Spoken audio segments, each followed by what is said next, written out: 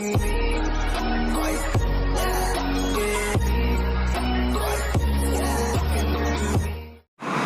Friends, welcome to unique classes. दोस्तों, मेरा नाम राहुल मिश्रा है। आज की इस वीडियो में है कक्षा 9वीं NCERT का प्रश्नावली 1.2। इस प्रश्नावली के सारे क्वेश्चन हम लोग इस वीडियो में सॉल्व करेंगे। सबसे पहले हम लोग क्वेश्चन 1 को सॉल्व करते हैं। क्वेश्चन 1 दिया गया है कि नीचे दिए गए कथन सत्य हैं या असत्य हैं। हमें यह बताना है कि ये जो नीचे लिखे हुए कुछ कथन हैं ये सही हैं या गलत हैं, और हमें कारण के साथ अपने उत्तर भी देने हैं। जो आंसर आएगा उसका कारण भी बताना है, सही वाले का भी और गलत वाले का भी। तो सबसे पहला कथन है, प्रत्येक अपरिमेय संख्या एक वास्तविक संख्या होती है। तो हमें सबसे पहले ये पता होना चाहिए कि परिमेय संख्या क्या होती है और अपरिमेय संख्या क्या होती है।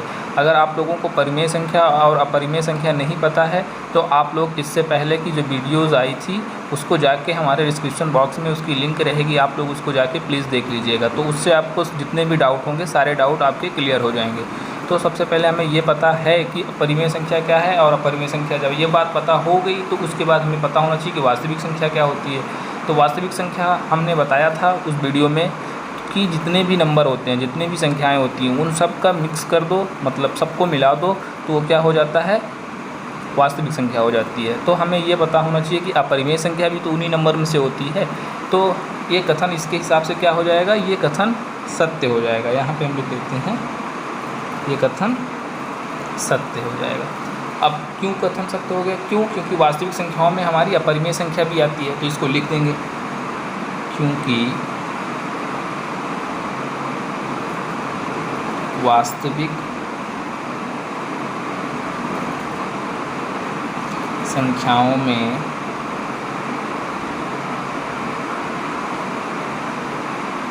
अपरिमेय संख्या भी आती है।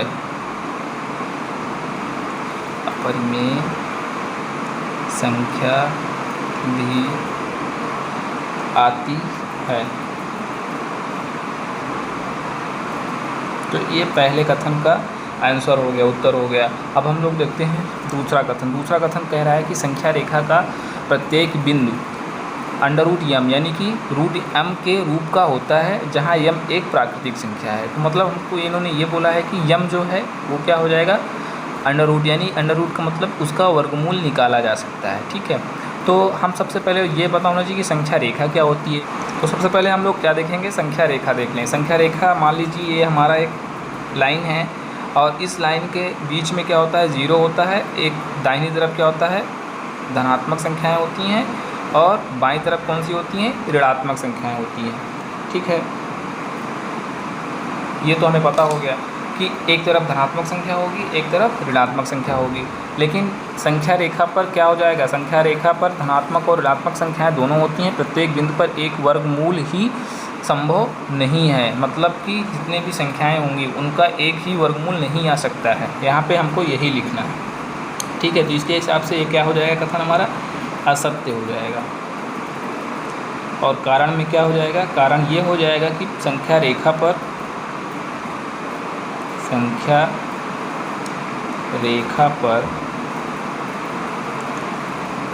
धनात्मक और ऋणात्मक संख्याएं होती हैं। ठीक है, यहाँ पे देख लीजिए, यहाँ पे धनात्मक भी है, ऋणात्मक भी है।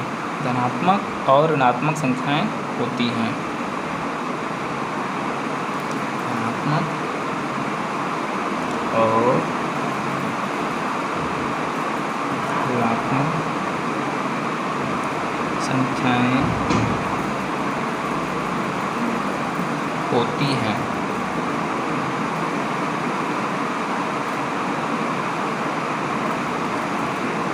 और प्रत्येक बिंदु पर एक वर्गमूल ही संभव नहीं है। प्रत्येक बिंदु पर एक वर्गमूल संभव नहीं है।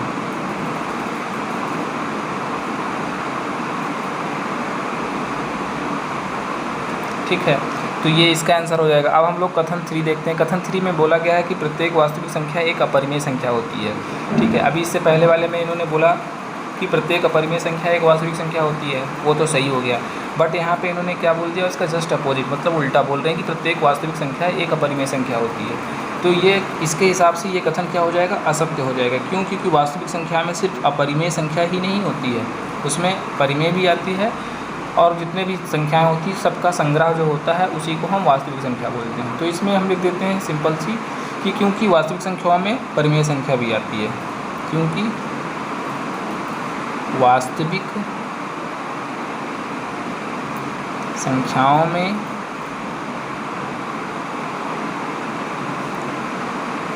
परिमेय संख्या भी आते हैं।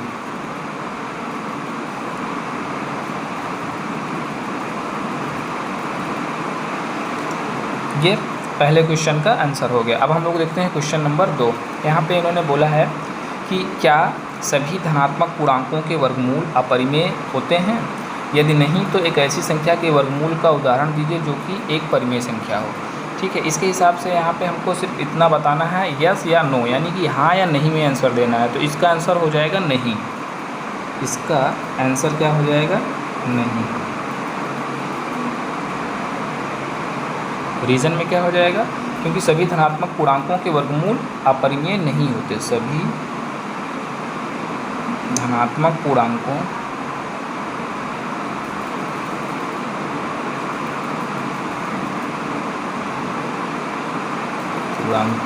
के वर्गमूल अपरिमेय नहीं होते।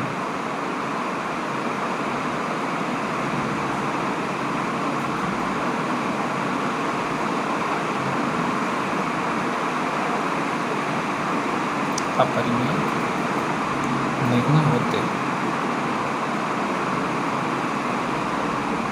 ठीक, अब उसके बाद हम यहाँ पे उदाहरण दे देंगे। उदाहरण यहाँ पे हम लोग उदाहरण देख लेते हैं। जैसे उदाहरण, मान लीजिए कि ये हमने वर्गमूल निकालना है 1 का। ठीक है, 1 का वर्गमूल निकालेंगे तो हम इसको क्या लिख सकते हैं? वर्गमूल निकालते समय 1 गुणे 1। हमें पता है कि वर्गमूल में कितने नंबर का जोड़ा बनता है? 1 का जोड़ा बनता है। 2 का जोड़ा बनता है। तो यहाँ पे 2 नंबर थे तो 1 बाहर निकल आएगा। अब हम ऐसे मान लीजिए हमको 4 का निकालना है, तो यहाँ पे हम इसको क्या लिख सकते हैं? 2 गुणे 2। ये क्या हो जाएगा? यहाँ पे 2 निकल आएगा बाहर। ठीक है, जोड़ा जिसका बन जाएगा उसको हम बाहर निकाल लेंगे। सेम ऐसे मान लीजिए हम 9 का लिख लेते हैं। अब 9 का वर्गमूल 3 गुणे 3, यहाँ पे 3 बाहर आ जाएगा। ठीक है, तो ऐसे बहुत सारे एग्जाम्पल होते हैं। अब इसको हम देखेंगे तो ये अब यहाँ पे बोला है कि परिमेय संख्या होना चाहिए। उदाहरण हमने दे दिया, एक देना था, हमने कई सारे एग्जाम्पल्स दे दिए हैं। ठीक है, इसके हिसाब से यही हमारा क्या हो जाएगा? आंसर हो जाएगा। ठीक है, अब हम लोग देखेंगे क्वेश्चन नंबर 3।